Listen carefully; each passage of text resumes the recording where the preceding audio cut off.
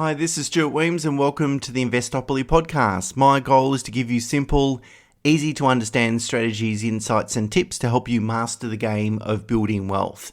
And in this episode, I'd like to compare the tax outcomes of investing in property or shares. Many people are attracted to borrowing to invest in property because of the negative gearing benefits. That is, the income loss that an investment property generates help you reduce the amount of tax that you pay on other taxable income, such as salary, wages, and business income and so forth. However, investing in shares also offers some unique tax advantages as well. So I thought it'd be interesting to quantify and compare the tax outcomes of investing in these two main asset classes to really investigate whether negative gearing is all that. Are people overemphasizing the benefit of negative gearing, and how much does imputation credits and so forth help share investors? So before I get into that comparison, let's just talk about the tax characteristics of both share market and also property investing. So let's start with shares first. And the first notable tax consequence or characteristic of investing in shares is Australia's imputation system, which was introduced by the Hawke-Keating government back in 1987, so it's been around for a while, and it really is unique to Australia. And essentially, the imputation system seeks to avoid double taxation of corporate profits, and it does that by giving shareholders a credit called a franking credit or an imputation credit for the tax that the company has already paid. So let me give you a very short example. If a listed company makes a profit of $100, it'll pay a flat tax rate of 30% on that profit, so $30. And so its profit after tax will be $70. If it pays that profit out as a dividend to shareholders, the shareholders will receive the $70 in cash, plus also attached to that dividend is a franking credit, a tax credit for the $30. Therefore, if the shareholder goes and lodges their personal tax return and they have no other income, they will get a refund of the franking credit, the $30 that the company had already paid, meaning the shareholder ultimately then receives the full $100, being the $70 cash dividend plus the tax refund of the $30. And that's how imputation works and franking credits work in Australia, and seeking to, as I said, avoid the double taxation of corporate profits. Therefore, investing in Australian shares which pay franking credits is particularly attractive to taxpayers that have low tax rates, such as super funds, family trusts if they've got adult beneficiaries that they can distribute to, individuals with very low or minimal taxable incomes. The benefit is that you're going to enjoy the full benefit of those franking credits. And even if you are paying the highest marginal tax rate, it means that on fully franked dividend income, all you're going to pay is 17% tax, because 30% is already being paid. If you're paying 47% in the dollar, then the difference obviously is 17%. So it's still quite attractive. If you invest in international shares, and Australia has a tax treaty with a country where the shares are listed, you may also enjoy some foreign tax credits, but they're not nearly as generous as the Australian system. So that's the good news, that is the franking credits. Of course, there's always bad news. So capital gains tax will be a consequence of, hopefully will be a consequence of investing in shares. And if you hold the shares for more than 12 months, obviously you'll be entitled to a 50% capital gains discount, which means that you only pay tax on half of the net capital gain. And as a rule of thumb, essentially you can just quantify that by, say, 25% of the net capital gain, because really if you pay 47%, a tax rate of 47%, and you get a 50% reduction, then your ultimate tax is going to be 23.5%, being half of the 47% amount. So as a rule of thumb, for people to estimate capital gains tax liabilities, if the net capital gain is $100, just take a quarter of that, $25 your capital gains tax liability is going to be less than that, but that's a sort of broad way of estimating it. Perhaps the biggest advantage of investing in shares from a capital gains tax perspective is twofold. Firstly, you can progressively sell down shares to minimise your capital gains tax liabilities. And secondly, you can nominate which parcel of shares that you're selling. So firstly, let's talk about progressively selling down. The benefit is that you can gradually sell down and spread your capital gain over multiple tax years. And depending on your tax position, you might be able to actually eliminate any capital gains tax by doing that. So, shares are quite flexible in allowing you to do that and really helps manage the capital gains tax liability. When selecting the parcel of shares that you're selling, you can decide which parcel you bought at which time in order to minimise your capital gains tax liability. So there's different strategies here: first in, first out, last in, first out, or the parcel with the highest cost base to minimise your CGT liability. In any case, it's something that shares gives your holistic accountant much more flexibility to sort of advise you on how to proactively minimise your taxation liabilities, and so that's a real benefit there.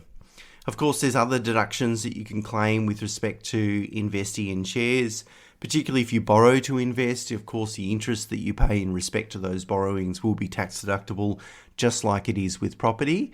Therefore, it is possible to negatively gear a share portfolio, although I would typically caution people against doing that, and certainly not borrowing to the same extent as that we would do so with property, mainly because share markets have twice the volatility rate as Australian property, so it's a little bit more risky to do that. If you incur any expenses that help you generate income or capital gains from investing in shares, such as purchasing share newsletters or research, financial advice fees, those sorts of things, of course, you'll be able to claim a tax deduction for those expenses.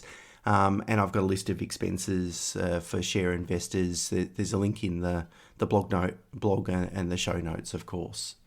Okay, so that's it for share investors. Let's talk about property investors, and of course the well-publicised negative gearing benefits associated with borrowing to invest in property.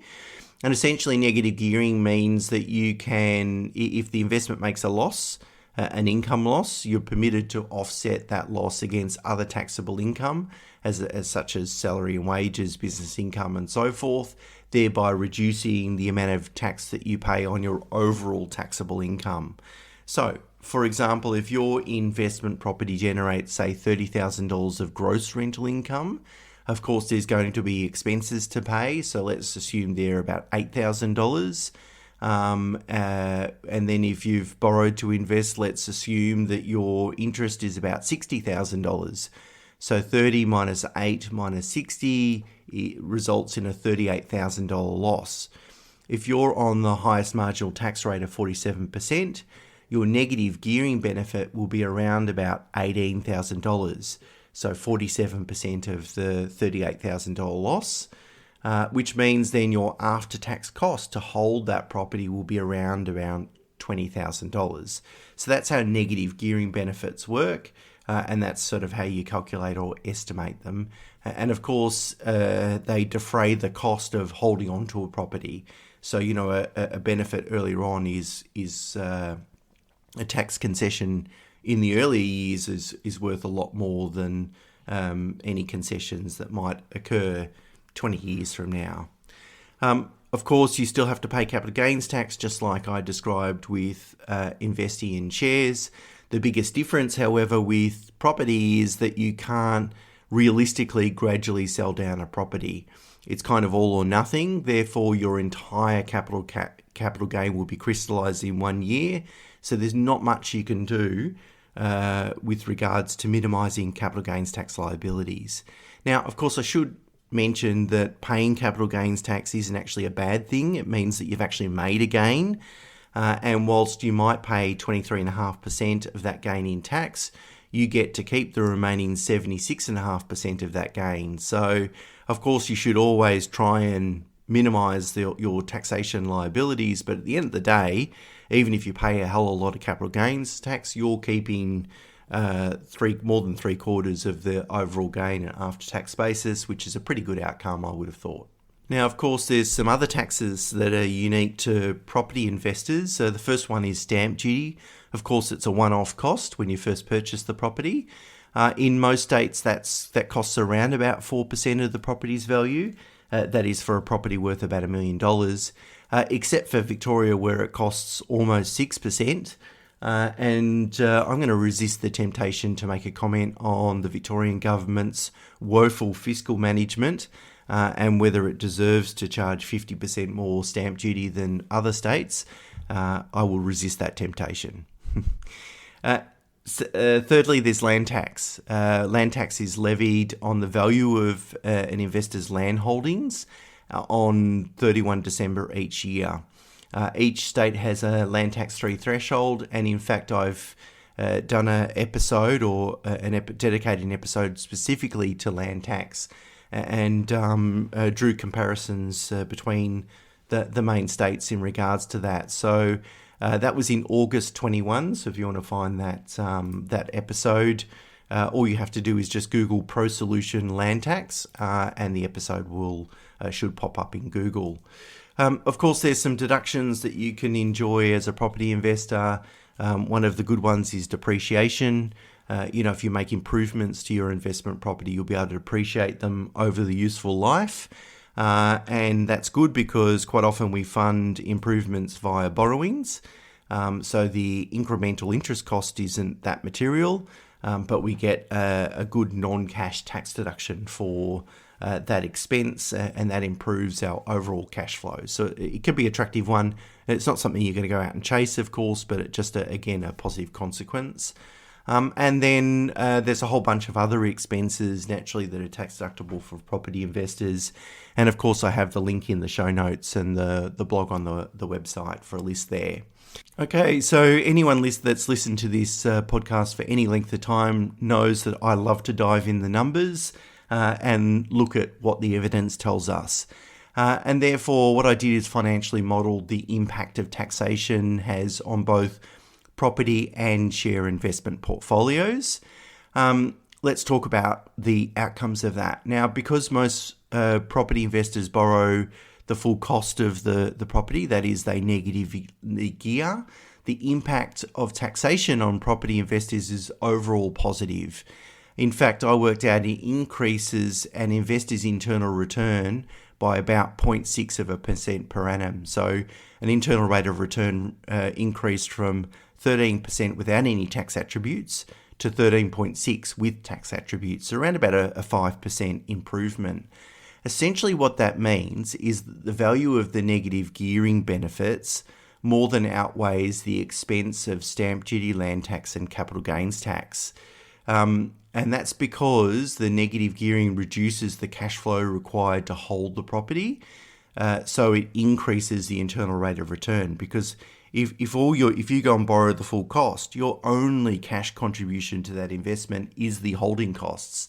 And if that negative gearing benefit reduces your holding costs, it has a big impact on the internal rate of return, even though you pay a lot of capital gains tax in 20 years' time when you sell the property.